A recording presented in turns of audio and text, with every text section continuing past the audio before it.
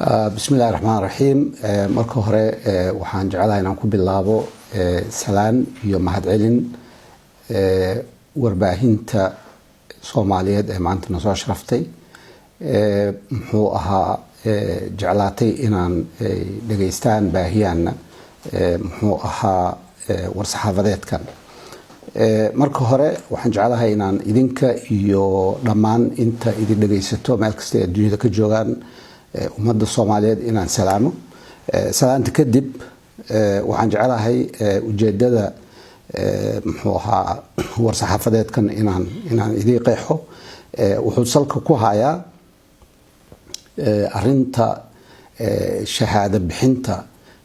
ardayda Soomaaliyeed meel kasta ay joogaan ee ka qalin jibiya dugsiga sare shahaadada qaadanayaan oo maalmahan bixisad weyn ku hayay warbaahinta Soomaaliyeed arintaas waxaan rabaa marka hore inaan qeexo in aysan salka ku haynin dastuurka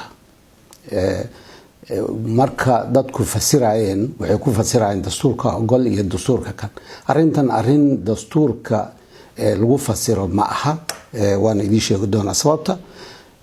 arintan arin heshiisiyo iyo waxa salka ku hayo ma aha arintan waxa ay tahay waxa weeye arin salka ku hayso arday imtixaan galay ee muujiyay aqoontiisa shahaadada uu qaadanayo in arday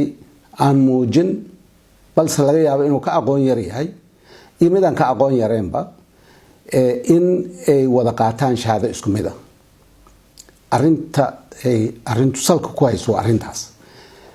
dadaale mataqaana dastuurku wuxuu ogol yahay in ardayda Soomaaliyeed waxbarasho helaan waxaas waa marin habaabin dastuurku waa leeyahay laakiin wax ka khuseeyo mowduucaas sida ay dastuurku u fasirayaan ma aha arintan waa arin basiida oo sahlan waxa weeye ardaygu imtixaan ha galo shahaado u qalma wixii uu shaqaystayna hala siiyo qofkii aan imtixaankaas gelin na waa inuusan ayadoo aan la dhahaynin waa fiican yahay waa xun yahay waa inuusan shahaado helin waa arin aad saas basiid u ah ma jiro dastuur dhahayo ardayga Soomaaliyeed hala kala fadli yeelo midna imtixaan hala geliyo shahaado hala siiyo midna yuusan imtixaan gelin hala siiyo shahaado dastuur dhahayo Soomaaliya kuma yaal sharci Soomaaliyeed oo arinta fasaxayna kuma yaal aqliga wanaagsan meel ay kaga taalo arday imtixaan galay iyo midaan imtixaan gelin isku shahaadaha qaataan meel aqliga wanaagsan xitaa uu ka tilmaamayo ma jirto marka waxa la isku qaldaay marka waxa weeye dastuurka yiri iyo heshiisiyaha jira iyo wax noocaas waa arintu saasay u sahlan tahay arintu saasay fasiraadeedu runta dhabta oo gundhiga u ah waa taas waxaan la leeyahay waxa la faragelinayaa waxbarashada maamul goboleedyada waxa la faragelinayaa muxuu ahaa madax banaanida muxuu ahaa iyo inay hawsha waxbarashada qabsadaan dadka waxa soo dhan waa mar habaabin midaal hadii hadda aan soo qaadano maamul goboleedkan muxuu ahaa arintiisu hadda taagan tahay waxbarashadooda farageliye ma jirto xataa imtixaanka laftirkiisa wax farageliye ma jiro way madax banaan yihiin waxbarashadooda ay muxuu ahaa wadaan tabartooda meeshay geysaba iyo dadkooda siday wax u baraanba imtixaankay qaadaan laakiin waxa meeshu sarta ka qorinto waxa weeye imtixaankan qaadaya ilmahayga waxaan rabaan siinaya cidna igama warqabayso حتى علمه وحيين ما أغانيسان الشهادة بحنيسان لكن وحاس وحوي وسد برسي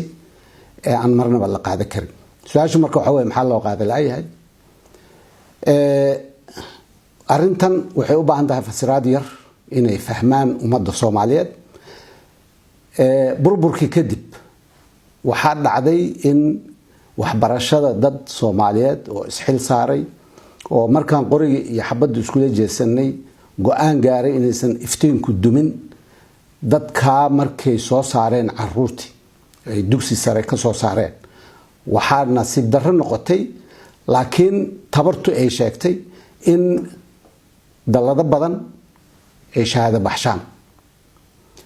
adduunyada markii shahaadada la wada tagay adduunyada way yaabtay waxay dhaheen war waxaan macquul ma in intaan oo shahaado kala duwan hal dal uu ka soo baxo arintaas bahda waxbarashada way isku tageen waxa la yiraahdo waxaan maxaan ka yeelnaa adduunyadii gacantay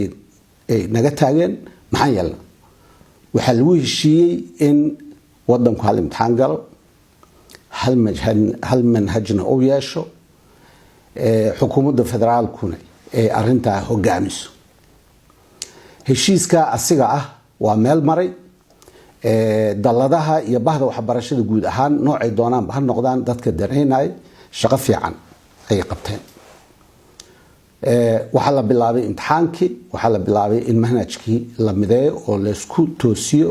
oo buwaagtiis la qoro oo wixiisa la sameeyo nasiib darro maamul goboleedka Puntland arintaas sababtay doonaan ha sheegaan waa ka gacan sayreen waa diideen waan 4 sano socotay ayaa hadda soo gabagabowday 4 sano sanadba sanaday ku amaahanayeen sanadka dambaan galeena sanadkan hana loo waxeeyo hadda waxay soo gaartay heer haddii shahaado la siiyo arday ama Puntland ka yimaado meeshu doona ka yimaado arday aan shaqaysanin haddii shahaado la siiyo shahaadada Soomaaliyeed ee adduunyada hortiisa ka qiimo beelayso iyo jaamacadaha dalka intaba ma aha kaliya adduunyada jaamacadaha dalka amar cadan siinay in jaamacadii qaadata arday aan shahaadada dugsiga sare imtixaankeeda fariisan in jaamacadaas aqoonsi aysan ka helaynin wasaaradda waxbarashada inta maxaa looga goleeyay waxa loo goleeyay in shahaadadu qiimo yeelato in waxbarashadu adkaato muxuu ahaa adduunyadana aan la tartano haday dhici weysa maxaa dhacayo waxa dhacayo in qolo walbaba shahaadada meel gaar ah ku samaysato meeshii shalay laga yimid lagu noqdo imtixaankan midaysan ee dugsiga sare waxa macnihiisu yahay ma aha ardayga kaliya in la imtixaanayo waxa la imtixaanayo waa systemka waxbarashada dhan macalinka ardayga wax soo baray imtixaanka ayuu u fadhiyaa maalintaas maxay ardaygu wuxuu keeno waxa loo nasbiyeenaa macalinka daladihi la muxuu ahaa la qiimeynaayo waxa la qiimeynaayo maamul goboleedyada waxa la qiimeynaayo maamulka dugsi walba ayaa la qiimeynaayo waxa la qiimeynaa siyaasadda dawladda waxa la qiimeynaa manhajka imtixaankan macnihiisu waa ka weyn yahay maamul goboleed iyo anaa kana iyo anaa kaas haddii marka maamul goboleed diido annaga wasaaradda howlo badan oo kale noo yaal waqtina ku dhumin mayno mana ka daba ordayna intaan ka daba ordnay ka badan maxay ma awoodno waqtina uma hayno howl badan oo kale noo tal haddii maamul goboleed diido midkoo doona ha noqdo iyaga madax banaan maamulka ay joogaan iyaga dantooda yaqaan iyaga shacabkooda oo la xisaabtamaya iyaga laga rabaa inay arintaas meel mariyaan laakiin annaga marnaba mowqif ka cad oo aan marnaba gorgortan lahayn ee wasaaradda waxbarashada waxa waaye in arday aan shaqaysanin aan la boqrin oo aan la siinin shahaado uusan shaqaysan waa nasiib darro marka in la siyaasadeeyay runtii waa ay dhibtay aadaan uga xumaaday inaan fiirsado waalidiintii reer Puntland muxuu ahaa warbaahintooda waalidiinta waxay ku hadleen waa sax ardaygu xaq wuxuu leeyahay shahaado inuu helo ardaygu wuxuu xaq u leeyahay in waxbarashadiisa la yiraahdo shaahid baa laga yahay inuu hawsha gutay waajibka 12 sano xaq bay u leeyahay waaridkii ardayguna farxad ay u tahay markay imtixaanka ku guuleystaan laakiin yaa ka hor istaagay way su'aasha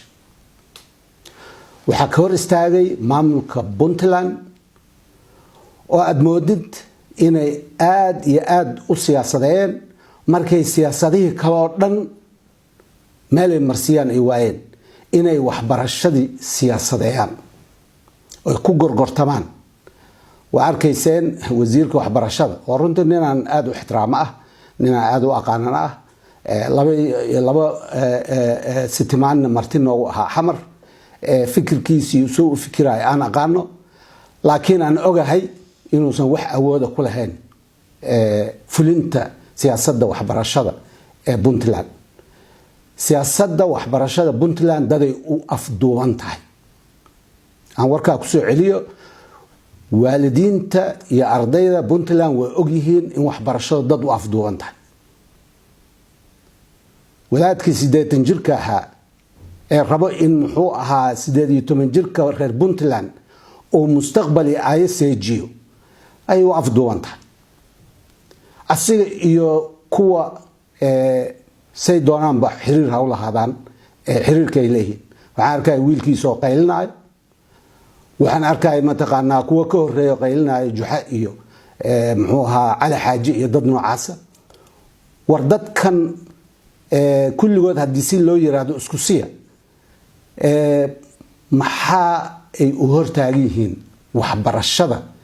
iyo aqoonta iyo imtixaanka iyo shahaado bixinta Puntland ay la wadaagi lahayd walaalahooda Soomaaliyeed meel kasta ay joogaan waxa Puntland ay uga duwan tahay kuwa kale maxay ku fasirayaan wax kale anigu ma arko waa siyaasad xumo waxa iskaga khaldantay waxbarashada iyo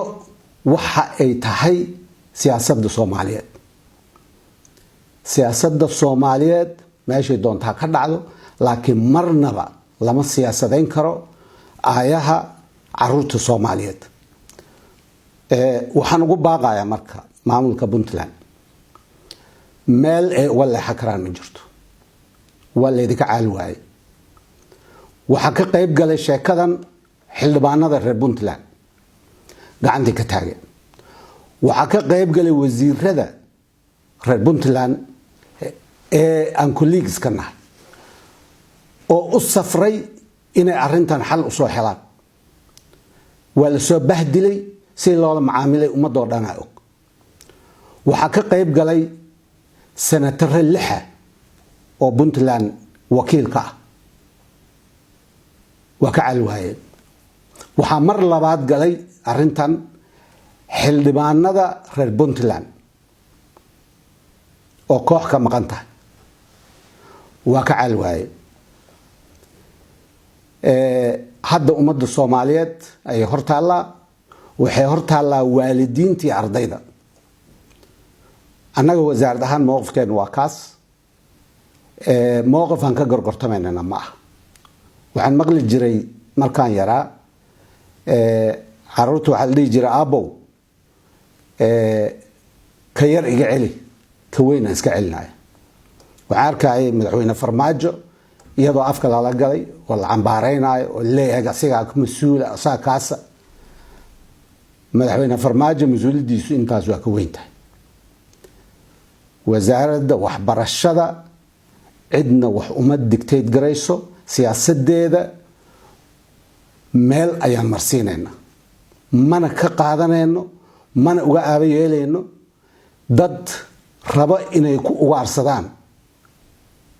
tacliinta ummadda Soomaaliyeed khaasatan ta Puntland reer Puntland waalidiin badan ay la soo xiriirtay iskuulo badan ay la soo xiriiray degmooyin ay la soo xiriiray oo kulligood ka cabanayo afduubka lagu haayo hawshooda oo ay rabaan inay walaalahooda Soomaaliyeed meel kasta joogan wax la qaybsadaan qaarkood intooda badan waxay ugu yiraahdeen noo imow imtixaanka qaad qaarkood waxay yiraahdeen noo astee maamul gurcan oo mushkilada luqunta noogu jiro meel noo astee aan caruurteena keesano oo imtixaanka loo qaado codsigaas wasaaraddu waa ka baaran degaysa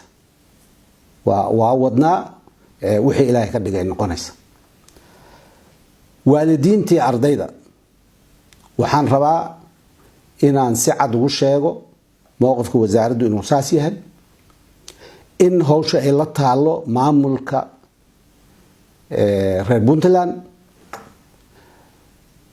waxaan idinkula talinayaa inaad maamulkaas aad ula xisaabtantaan oo runta u sheegtaan oo ummadda Soomaaliyeed ay kala qobayaan oo kala fadli yeelayaan danahooda gaarka ku fushanayaan annaga Puntland markaan wasaaradda imid sheekada hadda taalo ayaa tiile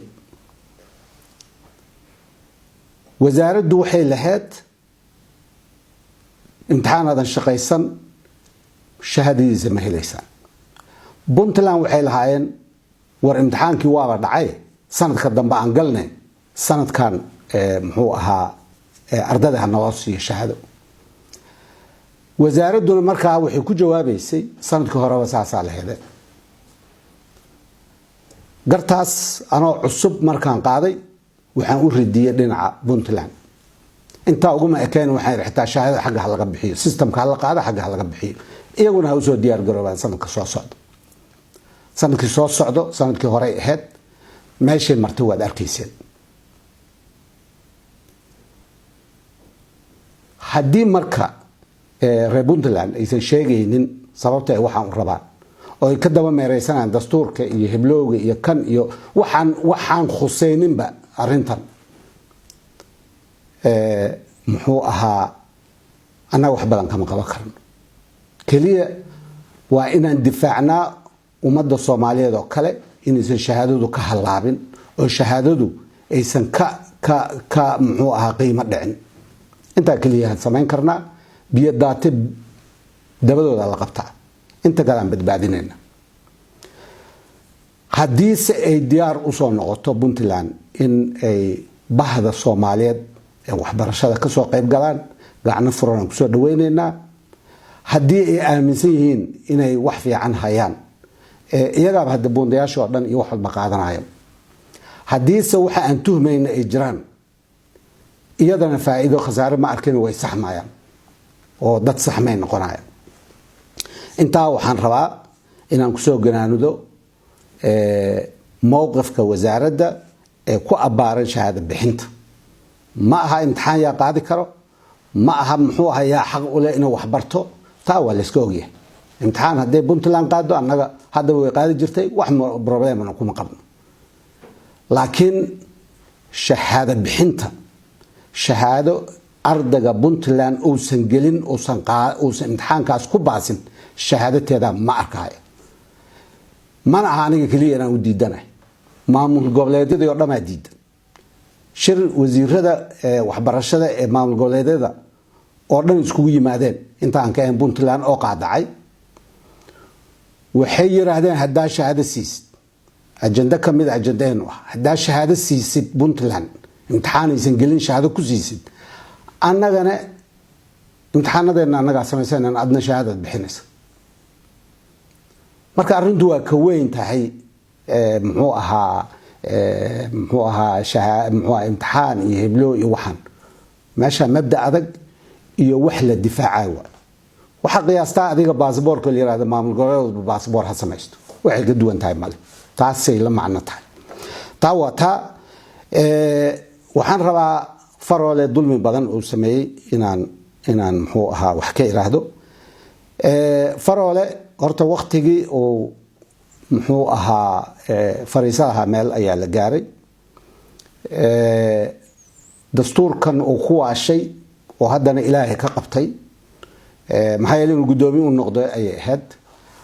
aniga faroole waa la soo shaqeeyay markii dastuurkan ku meel gaarka laga shaqeynay ummadda Soomaaliyeed soo ninka u kadeeday iyo dastuurkan ciladaha uu leeyahay dhan inuu asugu sabab ka yahay anigana aan ka marxaatay dastuur Soomaaliyeed la diyaarinayo asna dastuur Puntland u diyaarinayo waxay noqotay inuu qof walba muddo qoorta ka saaro intii wadanku kala bixi lahaa oo dastuur la'aan lahaa in loo tanaasulki dhibaato badan oo hadda taagan ay ka mid tahay Puntland qof aan lahayn ma jirto aniga idla hadlaa qof iga Puntland garaysan ma jirto waa dalkayga waa dadkayga waa wadanka meelahan ugu jecel ka mid tahay laakiin hadaa dhageysatid ninka la yiraahdo Faroole wuxuu yiri aniga iyo Umar Cabdirashiid ayaa gaalkacay waxaan ku kala seexan in deeqda waxbarasho ummadda Soomaaliyeed aan la shan qaadan bal fiir wuxuu dadka Soomaaliyeed u sheegay waxaas heshiis si fiican u dhageysto wuxuu yiri aniga iyo Umar Cabdirashiid ayaa gaalkacyo hada xamar ma ogow gaalkacyo ku kala saxeexnay in 25 deeqda Soomaaliyeed la siiyo Puntland waxa soo kama qaldan طبعا waxba ka qaldan Umar Cabdirashiid heshiiskaas meel uu geeyo horta lama yaqaan kulli xamar ma keen kulli wasaaradda waxbarashada ma arkin waa wax niman reer Puntland isla ee xagga isku sheegeen kulli aan isaasan u fasirtay maanta inuu fagaaro la soo istaago oo gar ku naqsado Umar Cabdirashiid yiri 25 aad leedahay Faroole waa lagu xariifay markaas laakiin aqliyadaas nin ku shaqeynaa noocaas loo shaqeeyo si ila tahay maxay Umar Cabdirashiid xamar u keen lahaa dadku soo bandhigi lahaa doo waxaas